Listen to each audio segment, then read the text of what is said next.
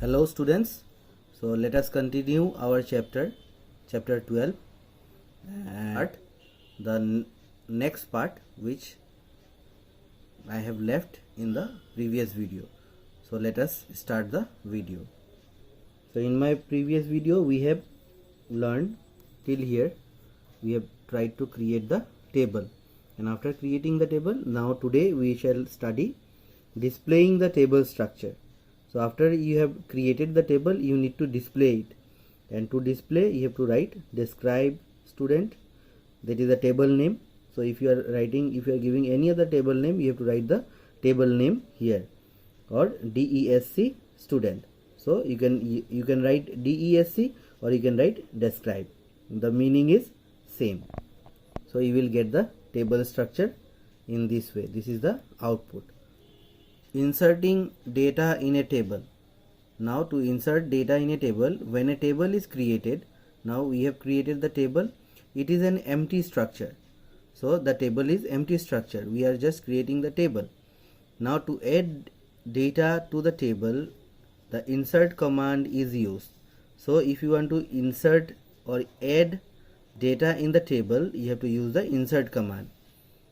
In MySQL, data validation can be ensured through constraints while entering the data in a table.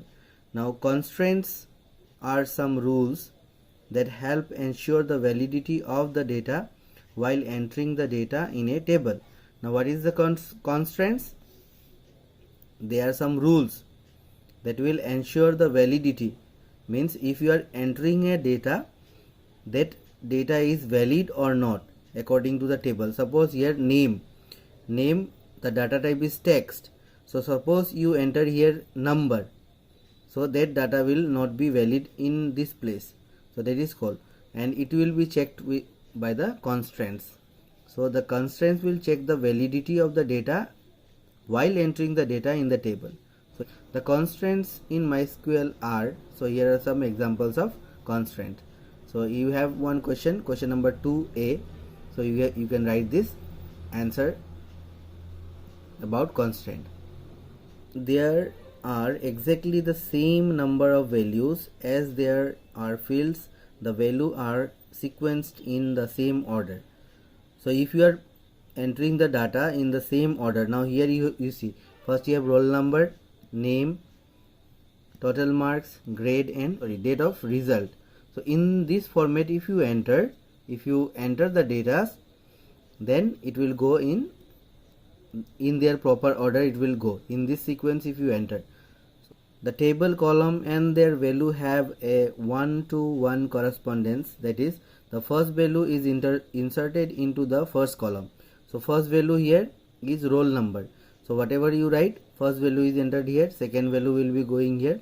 In this way it will go. So here if you see, this is the order, insert into student. Now here table name will change. If you give another name, you have to write that name here. So insert into table name, then value, what values you will enter. So these are the values. And to view the table with inserted record, the query is select star mark you have to give, and then from, and then table name. So if you write this sentence, this code, you will be able to view the table with the inserted record. So this is inserted record. Okay, so in this way there is second option. Now see, roll number 1 was here, now here roll number 2. So in roll number 2 name is changed, and then you have 0, null, and then this one. So you can see here 0 is here, null is here. So total mark 0, grade here null, not given, date of result. So in this way you can go on entering the data. Okay, so here again third value is given, and then only the name is given, and in this way only in the next page also you have. So these are the details filled up, and if you see the output, you will get the output in this way. Now about this practice time is very important. If you are trying to create a table, create a database, so you have to use this code, and if you want to use that database, so create database, if you are writing Arun or any other name you can write in this place. So after that, whatever name you write here, you have to use that particular name. Okay, here also and here also same name it will be. And then you will go to the next page, and in this page you can see create the table customer. So this is the way how you will create a table. So this is the code.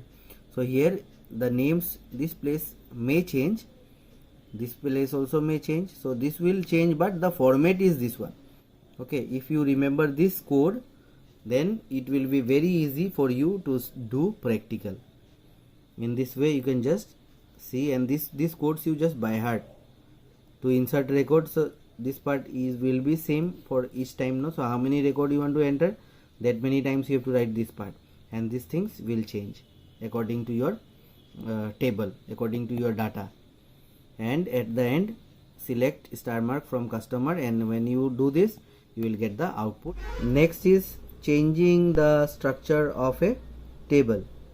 Now to change the structure of a table, what you have to do, the alter table command is used to modify the table. So whatever you want to do in the table, you can use alter table. Now here add or delete you can do. You can change the data type, rename the columns, delete table, add, delete primary key, or and not null constraint. Now creating a new column, so that is add or delete, no? So adding means creating. Alter table, table name you have to write here, add, then you have to write the new column name, and then in this way you have to complete the code. Okay, complete the command in this way. So alter table student, add remark varchar 30. Now you see here the change will appear. Okay, so if you see remark is appearing here varchar 30, and then you are getting here remark. Now if you see this table here, roll number, name, total mark, grade, date of result. So earlier I have shown you, you can see here this one. So here you see roll number, name, total mark, grade, and date of result. Here remark is not there, so we are trying to add remark here. Now if you see in this table, see remark is added. Understood? So alter table student and add remark varchar, this one. So remark is added after date of result. Understood? So in this way you can add new columns to your table. Similarly you can do adding new column to a specific location. So it is when you add in this way, it will come at the end. But if you want to add a table in a specific location, then you have to mention the location, data type, size, like this, after old column name. So after where? So here if you see, now here it is written add percentage after total mark. So total mark, and then you get the percentage part. So if you see here, after total mark it was grade. Okay, but here if you see percentage is added after total mark, percentage came, then grade, and remark is at the end. Okay, so in this way you can add to the new column to a specific location. This is the end of the video, and the rest part I will be discussing in my next video. Thank you so much for listening. Have a wonderful day.